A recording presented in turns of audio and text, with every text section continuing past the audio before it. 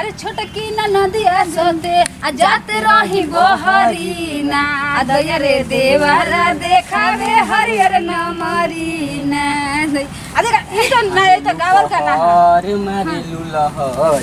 यही उमरिया में भइलु जहर ए मारेलु लहर ढालेलु बहर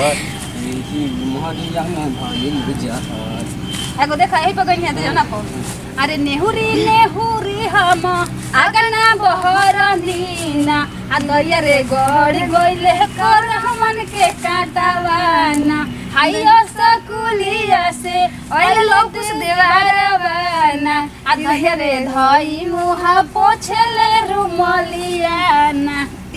चलो चलो भौजी हो ललकी से जरियाना भौजी हो काढ़े देहब कोरवन के काटाना। अच्छा तू झूमर गावा नहीं को सीख लेगा झूमर ना ए राजा हो ऐसा न चटकन मारला खींच के गाल में सट गोइली देवाल में ना हम गाओ तनी गा बेरी बेरी घरावा में आवत बहाने हमारा के फुसिलावत बहाने बेरी बेरी घरावा में आवत बहाने हमारा के फुसिलावत बहाने माना कोइला पलड़े वाला धंधा किए है अरे उहे चीजवा मांगेले बोलमुआ जवन डॉक्टर साहेब माना किए हैं रे उहे चीजवा करिया करिया रसगुल्ला रसदार राजा जी करिया करिया रसगुल्ला रसदार राजा जी एगो करिए सिवा द सलवार राजा जी एगो करिए सिवा द सलवार राजा जी हमारा कोमरो में साड़िया पहना दे राजा जी हमार कोमरो में साड़िया पहना दे राजा जी आ दिलवा के कारा से लागल बाबा तवे राजा जी शुरू से गाँव में के बोर हम बाबा पूजनी तब काहे हमारो बिगड़ गइल सुजनी कि हमारे पप्पो हो गइले निदारदा मिलल बकलोल मारदा माने बकलोल रोज भारता दुआरी पके पारदा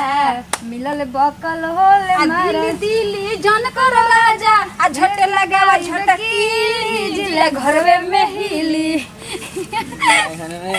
पातर पियावा पातर खिलौना पातर मर्दा लागे खिला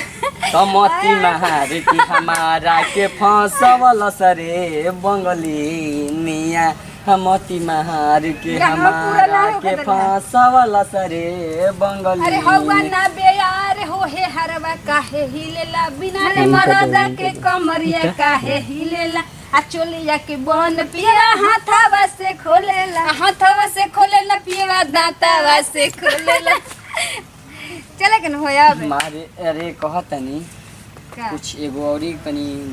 झनकार गाना सुनावल जाने झनकार गाना लहरिया लूटाए राजा मुहावा पर डाली के चदरिया लहरिया आ लूटाए राजा और ज्यादा तू लहरिया में बड़ा मजा पोइबो हवा से उठावा तू जतने सटइबो और बंद कर जा चला जा यार चलो जना तो लेट होता है तू तो पागल कर दे बलिया के रोमांस देखे ना आप गाना सुने ना हम लोग का झूमर प्लेट और यो बता देता नहीं रोज सबके कैसन वीडियो चाहिए कमेंट में काहे नहीं कीजिए बताओ ताकि ओकरे मुताबिक हमनी के बनाई ओकरे मुताबिक बनाई जैसन बताएं जाओ वैसन बनावे खातिर राजी बनी जाओ बाकी वीडियो में अपना प्यार दीजिए आता नहीं का पर ध्यान दे जा ध्यान देंगे काफी ध्यान देंगे ठीक बात दिल से लाइक करी जा दिल से वेरी नाइस आप